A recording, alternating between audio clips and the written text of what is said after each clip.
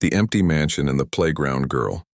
The Hale mansion stood high on the hill like a monument of wealth, its windows glowing faintly against the night sky, yet inside its walls there was only silence. Victor Hale walked across the marble floor of the vast hallway, his polished shoes echoing against the stone, and every step seemed to remind him of how alone he was in this space. At 45 years old, Victor was one of the most powerful men in the city, a man who had built his fortune on steel, concrete, and the ability to crush his competitors without hesitation. His company owned half of the skyscrapers that made up the skyline. His name was whispered in boardrooms with fear and respect, and his fortune was large enough to ensure that no deal was ever beyond his grasp.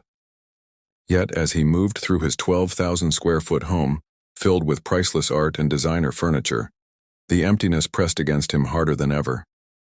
The house was perfect in every way except the only way that mattered. It had no warmth, no laughter, no love. Victor paused by the tall window that overlooked the glittering city below. The world lay at his feet, and yet he felt nothing but an aching hollowness. His reflection stared back at him in the glass. A tall man with sharp features, silver streaks brushing through his dark hair, and eyes that were cold and unreadable. He had worked his entire life to be untouchable, and he had succeeded, so much that no one dared to come near. The only creature allowed close to him was Duke, his loyal German shepherd who padded silently across the floor and sat beside his master with patient eyes. Victor rested a hand on the dog's head, and for a brief moment the hardness in his expression softened. "It's just you and me, Duke," he muttered, his voice low as if admitting even that much was a weakness. The dog pressed against his leg as though reminding him that even in his fortress of solitude, he was not entirely alone. Down in the kitchen, Mrs. Delgado, his housekeeper of nearly 2 decades, was gathering her things to leave. She had been with him longer than most of his business partners, loyal and dependable, but their conversations rarely went beyond polite exchanges.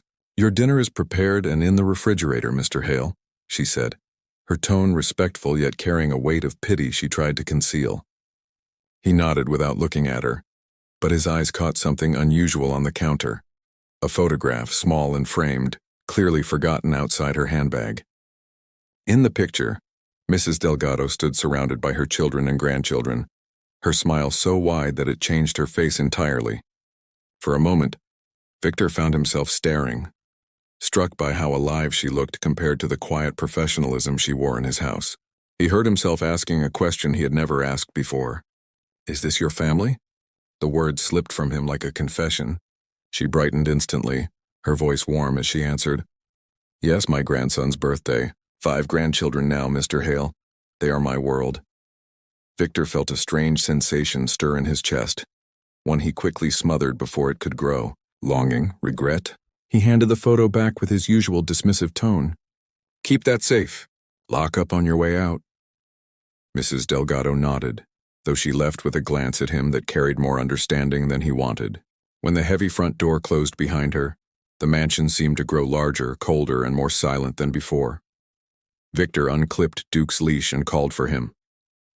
Their nightly walk through Oakwood Park was the only routine Victor kept outside of his business life.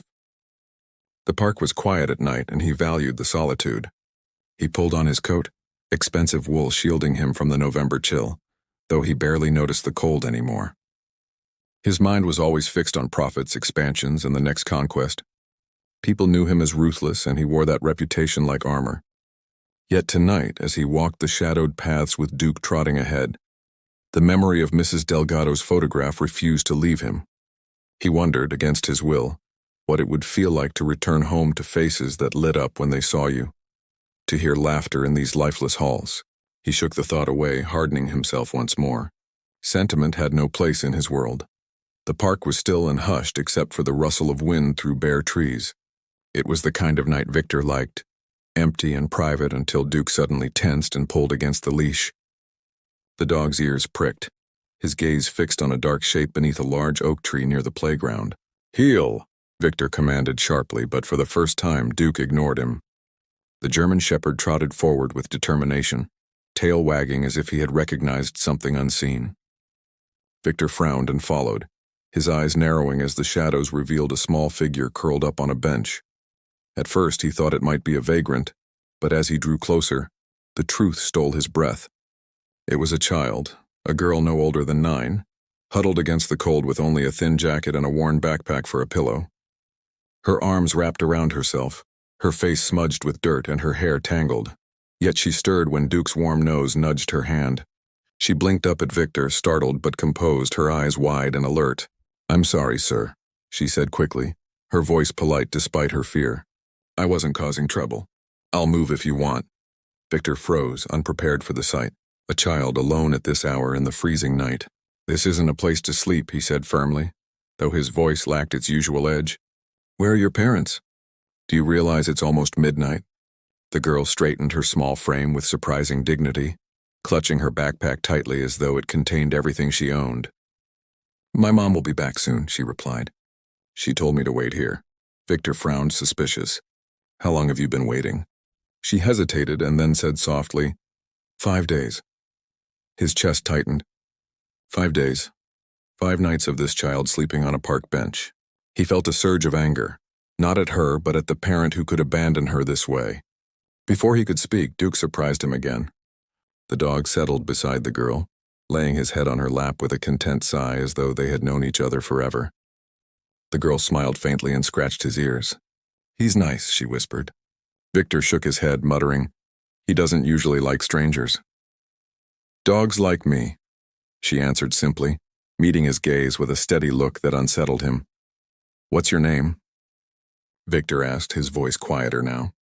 She lifted her chin slightly as if remembering her manners. "Amelia.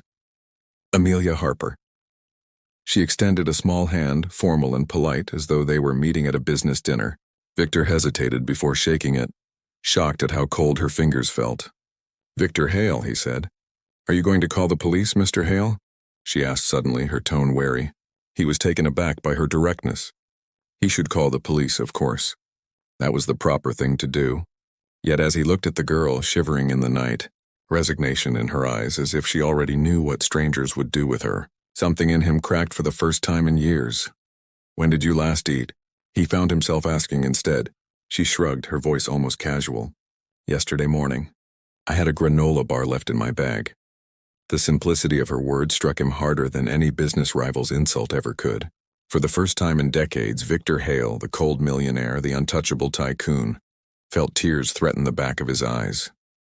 He looked at the girl, at Duke curled loyally at her side, and knew that nothing about his life would ever be the same after this night. The walls began to crack. Grandeur of Victor Hale's mansion had never felt more imposing than it did that night when Amelia stepped across its polished threshold. The towering ceilings, the marble staircase, and the rows of expensive paintings gave off an air of power and wealth. But to the little girl standing in the entrance hall, the place looked less like a home and more like a museum. Her small hand clutched the strap of her backpack tightly, as though it were her shield against this vast and intimidating world. Duke trotted beside her, tail wagging, acting as if he had just brought home a member of the family, while Victor stood a few steps behind, strangely uncertain for perhaps the first time in years. He had brought countless business partners, lawyers and investors into this mansion, but never a child, and the moment felt oddly fragile, as though the balance of his life was shifting in a way he could not control.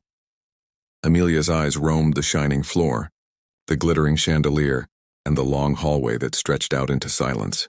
"Your house is very big," she whispered, her voice carrying both awe and unease. Victor cleared his throat, his usual authority faltering. "I like space," he replied stiffly, though the words sounded hollow even to his own ears. She nodded politely but added with the blunt honesty only a child could have, "It feels lonely." The remark struck him like a stone against glass. He opened his mouth to deny it but found no words, and so he turned away quickly, muttering, "You'll stay in one of the guest rooms, just for tonight." He led her up the staircase, each step echoing against the stillness, Duke padding happily behind. When he opened the door to a guest bedroom, the lights revealed a room decorated with expensive furniture but stripped of warmth, a space meant to impress but not to comfort. To Amelia, however, the enormous bed and heavy curtains seemed like luxury beyond imagination. She clutched her backpack and gave him a small, polite smile. "It's very nice. Thank you." Victor felt awkward under her gratitude, unused to anyone thanking him for something as simple as a room. "You must be hungry," he said, remembering her admission in the park. In the kitchen, he realized just how unprepared he was for such a situation. Mrs. Delgado had left his neatly packed dinner, perfectly portioned and blandly practical, but there was nothing in the refrigerator that looked fit for a child. After a moment of indecision, he reheated a plate of pasta and placed it in front of her at the long dining table. Amelia sat at the far end, her small frame dwarfed by the massive table carved from imported oak. She took small, careful bites, eating as though every piece of pasta mattered. Victor sat opposite her, uncertain of what to do with the silence that spread between them. For the first time in years, he found himself struggling to speak in his own house. "So," he said abruptly, "what grade are you in?" She looked up, chewing thoughtfully before answering. "Fourth, when I can go to school. Sometimes I can't." He frowned. "Why not?" She shrugged lightly. "We move a lot. Sometimes Mom can't pay rent and then I miss classes." Her answer unsettled him. He had spent his entire life building an empire of property, owning hundreds of apartments across the city. Yet here was a child pushed from one unstable home to another. He asked, "Do you like school?" Amelia brightened a little, her eyes sparkling despite the exhaustion on her face. "I love math. Numbers always make sense. People don't, but numbers do." Victor paused at her words, surprised by how familiar they sounded. He too had been drawn to numbers as a boy, long before business had hardened him. For a fleeting moment, he saw a reflection of his own childhood curiosity in her eyes. After dinner, Victor showed her to the bathroom, awkwardly pointing out where to find a new toothbrush. He lingered in the hallway, waiting to make sure she was fine, feeling strangely protective though he barely knew her. When she emerged, her hair damp, her face clean, and her oversized jacket clutched around her shoulders, she did something that left him utterly unprepared. She wrapped her small arms around his waist in a hug. It was brief, hesitant, but it carried more warmth than he had felt in years. "Thank you," she murmured softly against his suit. Victor froze, unsure of what to do, before stiffly patting her shoulder. "You're welcome," he said, his voice rougher than usual. That night, after she had settled into bed with Duke lying protectively at her side, Victor found himself restless in his study. He poured a glass of scotch and stared at the fire that flickered in the grand fireplace, but his mind was not on the markets or the deals waiting for him in the morning. Instead, it kept circling back to the girl sleeping in the guest room above. At one point, he noticed her small notebook had slipped from her backpack. Picking it up, he hesitated before opening it, curiosity overtaking his usual restraint. Inside, he found childish handwriting mixed with sketches, drawings of houses, stars, and small notes about dreams she hoped for. Tucked in between the pages was a worn photograph of a woman with tired but kind eyes. Amelia's mother, he realized. The resemblance was unmistakable. Something about the woman's expression struck him with an uncomfortable familiarity. Though he could not place it, he returned the notebook carefully, feeling as though he had glimpsed a part of a world that had no place in his own. Later, as he passed by Amelia's room, he heard muffled sounds. At first he thought she was speaking, but then he realized it was quiet sobbing. He stopped outside the door, his hand lifting as if to knock, but he froze, unable to cross that invisible line. He stood there for a long moment, then sank against the wall, sitting on the floor in his expensive suit, listening helplessly to the sound of a child crying herself to sleep. He had faced hostile takeovers, lawsuits, and rivals determined to ruin him, but none of those battles had made him feel as powerless as this. By morning, the mansion no longer felt the same. The silence that had once been his shield now pressed against him like a weight. When Mrs. Delgado arrived early and found Victor already in the kitchen, unshaven and distracted, she nearly dropped her bag in shock. He had never been awake before her in all her years of working there. "Mr. Hale?" she asked carefully. "Is everything all right?" Victor straightened in his chair, trying to mask his exhaustion. "We have a guest, a child. Just for a short time," he explained briefly. Mrs. Delgado's eyes widened as Amelia appeared in the doorway, Duke at her side as if he had appointed himself her guardian. Amelia greeted the housekeeper politely, her small voice calm and composed despite her fragile situation. As Mrs. Delgado prepared pancakes, Amelia ate with quiet delight, savoring every bite. Victor made phone calls, his voice low and clipped. First, he called Officer Ramirez, who had taken his report the night before. No news yet about Amelia's mother. Then he called his office. His assistant answered, brisk and efficient, ready with his packed schedule for the day. But Victor interrupted. "Clear my schedule," he said flatly. "Family emergency." The silence on the other end lasted several beats. His assistant had worked for him for over a decade and had never heard those words from him. But she obeyed. For the first time in 15 years, Victor Hale was not going to the office. When Amelia finished her breakfast, he led her into his home office, its walls lined with books and its desk stacked with contracts. He sat across from her, speaking in a tone softer than he had used with any employee. "I'm going to help find your mother," he told her. "Can you tell me more about her? Places she worked, people she might know?" Amelia frowned, thinking hard. "She cleans houses sometimes. Restaurants, too. We move a lot. She says it's just us against the world." Her small voice carried both pride and sadness. Victor felt something sharp in his chest. A child should not have to carry such words. By mid-morning, he had called Sarah Lang, a private investigator he had used in business matters before. If anyone could find Amelia's mother, it would be her. Sarah arrived within an hour, a sharp-eyed woman who wasted no time with questions.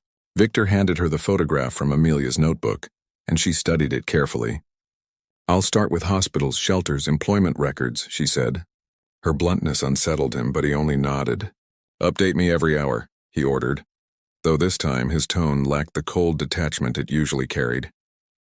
When the investigator left, Victor returned to the living room, where Amelia sat curled in a chair with one of his books open in her lap.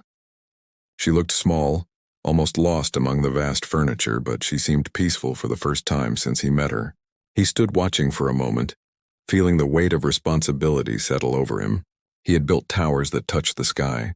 He had moved markets with a single decision, but caring for one child felt like the most uncertain and terrifying venture of his life. And yet, as Duke lay at Amelia's feet and she glanced up at him with a faint smile, Victor knew with an unshakable certainty that he could not send her away. Something had already changed, something he could no longer undo. The millionaire's transformation. The following days moved in a way Victor Hale had never experienced before. For years, his life had been measured by contracts signed, buildings acquired, and deals closed. Every hour of his schedule had been filled with calls, meetings, and negotiations.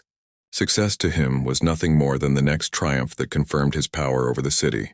Yet now, for the first time in decades, the rhythm of his life was disrupted, not by rivals or business storms, but by the presence of a small girl in his home who had no idea of the power he wielded. Amelia's footsteps in the mansion halls, light and hesitant, broke the silence that had once been his comfort. Her voice, soft but direct, began to replace the cold hum of emptiness that echoed in every room.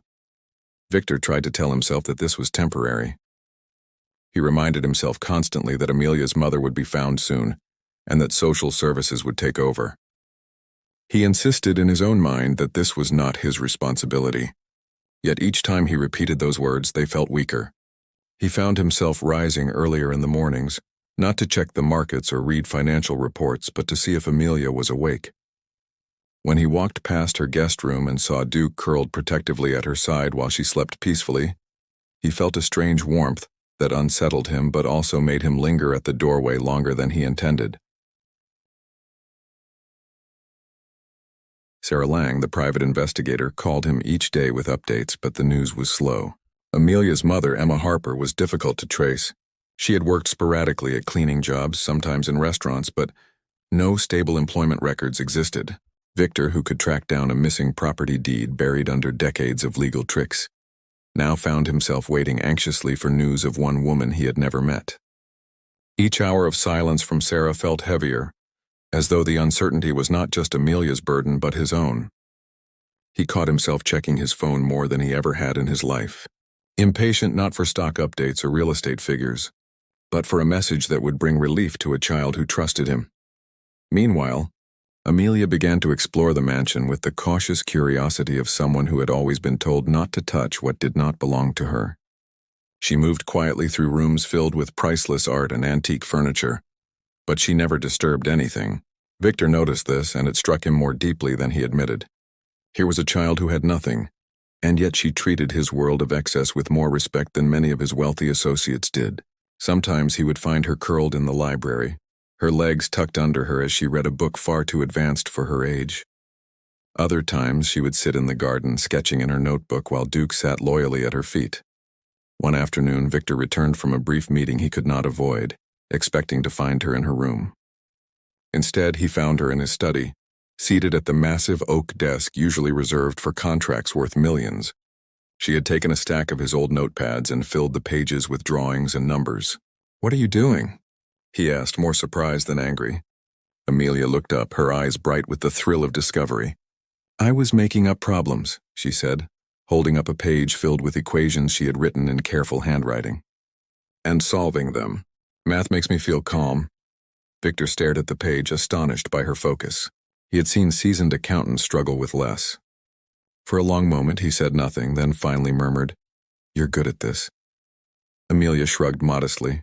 "Mom says numbers are the one thing that always tell the truth." Her words pierced him. Numbers had been his refuge too, once upon a time. Long before business, long before money hardened into armor, numbers had been his escape from a childhood filled with coldness. He remembered nights spent calculating figures in old notebooks, the certainty of answers giving him strength when nothing else did.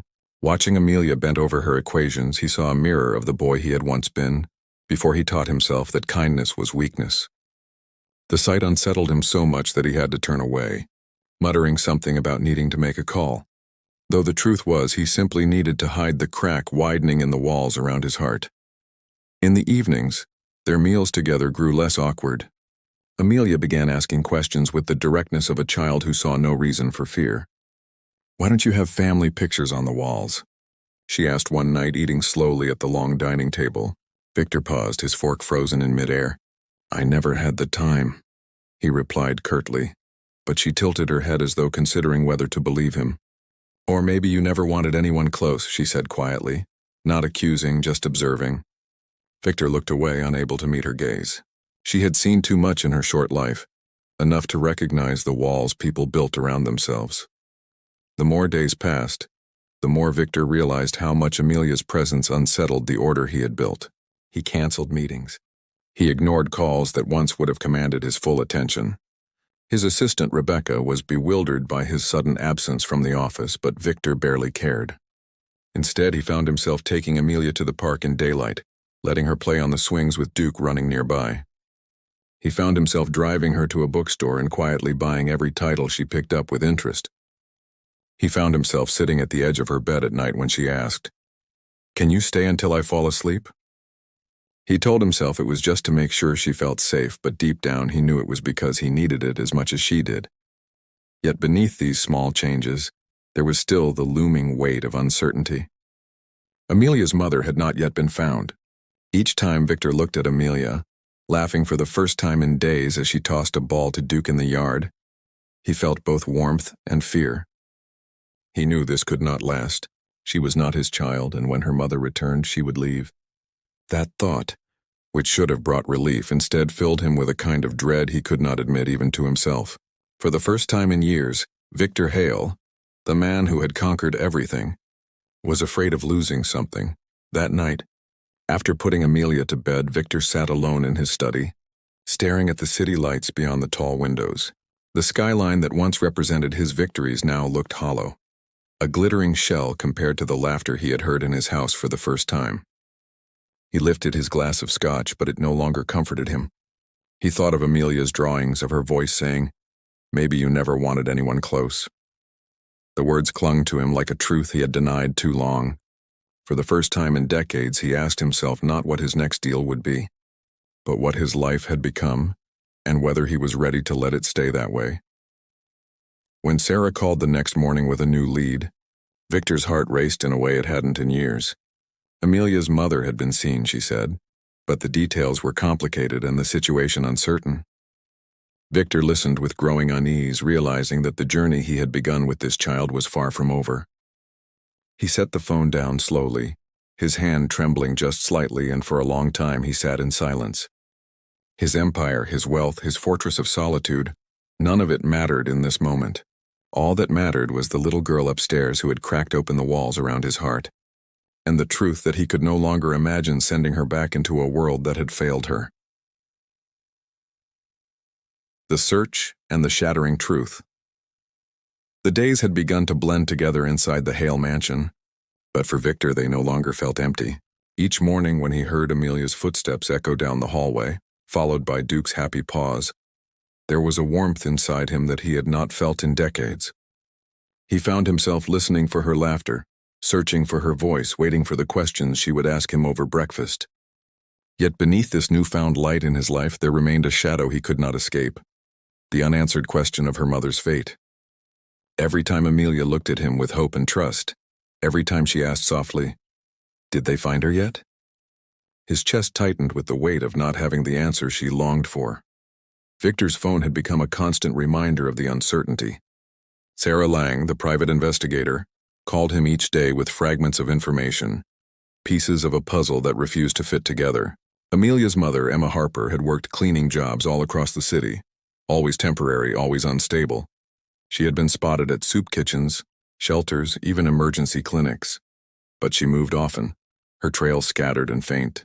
To Victor, who had built his empire on tracking every detail of a property deal, this instability felt maddening. He demanded answers, but Sarah reminded him gently that people living on the edge often left little trace. "She is surviving, not living in records," Sarah explained. Her words haunted him. One evening, as Amelia worked quietly on her drawings in the library, Sarah called with urgency in her voice. Victor stepped into his office, his grip tightening around the phone as she spoke. Emma Harper had been found, alive but in a dire condition. She had collapsed while working at a diner on the other side of the city and had been taken to a hospital. Exhaustion, malnutrition, and untreated illness had nearly taken her life. Victor's pulse quickened as he listened, his mind racing. The relief of knowing Amelia's mother was alive clashed violently with the dread of what this meant for the girl upstairs. For days, Amelia had built a fragile peace inside his mansion, and now everything was about to change. That night, he did not tell Amelia. He watched her fall asleep with Duke curled beside her, her small hand clutching the worn photograph of her mother. He told himself he wanted to wait until morning, to explain everything gently, but deep down he admitted he was stalling, afraid of the moment when she would walk out of his life. For the first time in his career, Victor Hale, the man who never hesitated to make a ruthless decision, was paralyzed. The next morning, he drove Amelia to the hospital himself. The mansion's luxury car felt strangely out of place as it pulled into the cracked and crowded parking lot of the city hospital. Amelia clutched her backpack to her chest, her eyes wide with nervousness. "Is my mom really here?" she whispered. Victor nodded, his voice low. "Yes, we'll see her soon." His hands gripped the steering wheel tighter than they had gripped anything in years. Inside the hospital room, Emma Harper lay pale and frail, her hair unkempt, her face drawn with exhaustion. The machines beeped softly beside her, reminding Victor of how close she had come to the edge. Amelia rushed forward, her small voice breaking as she cried, "Mom!" Emma stirred, her eyes fluttering open, and the moment she saw her daughter, tears filled them. "Amelia," she whispered, her voice weak but filled with love. She pulled her child into her arms with trembling hands, holding her as though she would never let go again. The sight pierced Victor's chest so deeply that he turned away, unable to watch without feeling something he could not contain. For hours, Amelia stayed at her mother's side, talking, crying, holding her hand. Victor sat quietly in the corner of the room, an outsider in a moment of reunion that should have brought only relief. Yet what struck him most was the guilt in Emma's eyes. She looked at her daughter with love, but also with sorrow, as though she knew the burden she had placed on such young shoulders. When Amelia finally fell asleep in the chair beside the bed, Emma turned her gaze to Victor. Her voice was soft but steady as she said, "You're Mr. Hale, aren't you? Amelia told me about you." He inclined his head but said nothing. She studied him for a long moment before speaking again. "I want to thank you. You gave her safety when I couldn't." Victor shifted uncomfortably, unused to gratitude, but what unsettled him more was the raw honesty in her next words. "I love my daughter more than anything, but I've failed her. I've tried, but I can't give her what she needs. I don't know if I ever will." Her eyes brimmed with tears, her voice breaking with the weight of truth. "Please, look after her, at least until I can stand again." She deserves better than this endless struggle. The request struck Victor harder than any deal he had ever made. He had always prided himself on control, on never being caught off guard. Yet here was a woman with nothing, handing him the most precious thing in her life because she had no other choice. For the first time in decades, he felt his composure shatter. He looked at Amelia sleeping beside her mother, her small hand curled tightly around Emma's fingers, and something inside him broke open. His chest ached, his eyes burned, and before he could stop himself, tears blurred his vision. He turned away quickly, ashamed of the weakness, but he could not stop the flood. The cold walls he had built around himself all these years had cracked wide open, and he realized with terrifying clarity that this child had already become part of him. That night, back in his mansion, Victor sat alone in the study long after Amelia had fallen asleep. He stared into the fire, his mind consumed not with numbers or deals, but with questions he had no answers for. Who was he now? A man who had spent his life accumulating wealth, or a man who had just been asked to care for a child who had changed everything he thought he knew about himself? He poured a glass of scotch but left it untouched. For the first time, alcohol offered no escape. Instead, he lowered his face into his hands and let the tears fall, silent but relentless. They were not just tears for Amelia and her mother. They were tears for himself, for the boy he had once been, for the years he had wasted behind walls of stone and pride. The next morning, when Amelia came bounding down the stairs with Duke at her side, she found Victor waiting at the breakfast table, his eyes tired but gentler than she had ever seen. He looked at her, then at the sunlight spilling across the marble floor, and for the first time in decades, Victor Hale knew that the path he had walked alone for so long was no longer enough. Something had changed forever, and there would be no going back. From cold millionaire to father figure. The following weeks passed in a way that neither Victor Hale nor Amelia could have imagined when they first crossed paths in the cold park that November night. The world outside the mansion went on as it always did.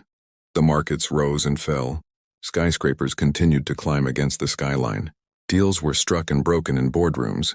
But inside the marble halls of Victor's once lifeless estate, something entirely different was unfolding. For the first time in decades, the mansion was no longer an echo chamber of silence and polished stone. Instead, it had begun to breathe with warmth, laughter, and the faint hum of life returning to a place that had never truly been a home.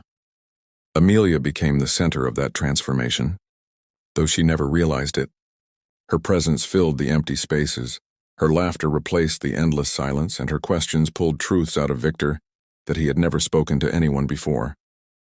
Duke, who once followed Victor like a shadow, now trailed Amelia through the hallways, his loyalty shifting effortlessly to the child who scratched behind his ears and whispered secrets into his fur. Even Mrs. Delgado, the longtime housekeeper, noticed the difference.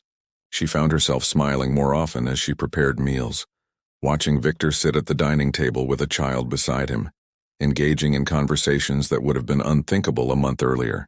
For the first time in years, she saw her employer not as a cold, untouchable tycoon, but as a man learning how to be human again. Meanwhile, Emma Harper, Amelia's mother, remained in the hospital under treatment. Victor spared no expense in ensuring she received the best care. He quietly arranged for specialists, covered medical bills without hesitation, and even had groceries delivered to the shelter, where she had stayed before her collapse, making sure the other struggling families there would not go hungry for a time. He told no one of these acts, not even Amelia, because for the first time in his life he felt no need for recognition. It was not business. It was not a transaction. It was simply the right thing to do. But despite the progress, the question loomed heavily over them. What would happen when Emma recovered? Amelia loved her mother fiercely, and Victor respected that bond. But he could not ignore the request Emma had made to him in the hospital, to look after her daughter, to give her the stability she had never known. The weight of that responsibility pressed against him each night as he sat in his study, staring at the flames in the fireplace. For years he had built towers of steel and glass, conquered markets, and reduced rivals to ruin. But nothing in his life had prepared him for the possibility of fatherhood. The idea terrified him. Yet when he thought of Amelia leaving his home forever, the silence that would return felt unbearable. One evening, after Amelia had gone to bed, Victor sat in his study with papers spread before him, not contracts but legal documents. Adoption, guardianship, sponsorship. He had asked his attorneys to draw up every possibility. He stared at the pages, his heart heavy, because for the first time in his life, a choice was not about money or power, but about love and responsibility. He realized with a clarity that shook him that every empire he had built would mean nothing if he let this child slip away back into a life of hunger and uncertainty. The next morning, as sunlight poured into the dining room, Amelia sat across from him with her sketchbook open. She had drawn a picture of a small house with a big garden, herself holding her mother's hand, and beside them was Victor with Duke at his side. She pushed the drawing toward him shyly. "This is us," she said, her voice quiet but certain. Victor looked down at the drawing, and for a moment the sharp businessman who once commanded fear in every boardroom felt his throat tighten with emotion. He reached across the table and placed his hand gently over hers. "Is that what you want, Amelia?" he asked softly. She nodded, her eyes shining with hope. "I just want a family." In that moment, Victor knew the decision had already been made, not by lawyers or documents, but by his heart. He would not let Amelia return to the streets. He would not let her face the uncertainty of a world that had already failed her. Whether the law called him her guardian, her sponsor, or someday even her father, he would be the man who stood between her and the loneliness she had endured for far too long. When Emma was finally discharged from the hospital weeks later, Victor accompanied Amelia to see her. Emma was stronger now, her face no longer pale, her voice steadier. She embraced her daughter with tears of relief. But when her eyes met Victor's, there was a silent understanding between them. She knew what he had done, how he had given her daughter a taste of stability she herself had struggled to provide. With quiet strength, she said, "I know Amelia is safe with you. I don't want to lose her, but I also don't want her to lose this chance." Her words carried no bitterness, only the raw love of a mother who wanted what was best for her child, even if it meant sharing her with another. Victor nodded, his voice steady though his heart was pounding. "She will always have you," he promised. "But she will have me too. Neither of you will ever have to face the world alone again." For Emma, the promise brought peace. For Amelia, it brought tears of joy. For Victor, it brought a sense of purpose deeper than anything he had ever known. The transformation of his life did not end there. Word spread quietly in the city, not through headlines or public announcements, but through whispers among his employees, his associates, and the people whose lives he quietly touched. The man once known for his ruthlessness had changed. He had begun donating not for tax breaks but for genuine impact. He visited shelters personally, shaking hands, listening, giving without expecting anything in return. He restructured parts of his real estate empire, setting aside housing for low-income families and building community centers instead of luxury condos. For years, people had feared his name. Now, for the first time, they spoke of it with respect and even gratitude. Yet none of those changes mattered more to Victor than the life inside his own home. The mansion that had once echoed with silence now rang with the sound of Amelia's laughter as she ran through the halls with Duke chasing at her heels. Family photos began to appear on the walls. Not staged portraits, but candid moments of Amelia reading in the library, Emma smiling in the garden, and even Victor himself caught mid-laugh, a rare expression that had once seemed impossible for him. The cold marble halls became a home, filled not with emptiness but with love. On a quiet evening, months after that first night in the park, Victor stood in the same spot by the tall window where he had once stared at the glittering city and seen only emptiness. This time Amelia stood beside him, holding his hand, Duke lying at their feet. Emma was in the kitchen with Mrs. Delgado, preparing dinner, their voices warm with conversation. Victor looked at the skyline again, but now it no longer felt like a fortress he had built alone. It was simply the backdrop to the life he had almost missed. The life that had been given back to him by a little girl who refused to be broken by the world. He bent down, kissed the top of Amelia's head, and whispered words he never thought he would say. "You're home now, forever." And as the evening lights filled the horizon, Victor Hale, the cold, untouchable millionaire who once lived in emptiness, finally understood that true wealth was not measured in skyscrapers or accounts, but in the laughter of a child, the trust of a family, and the love he had finally allowed into his heart.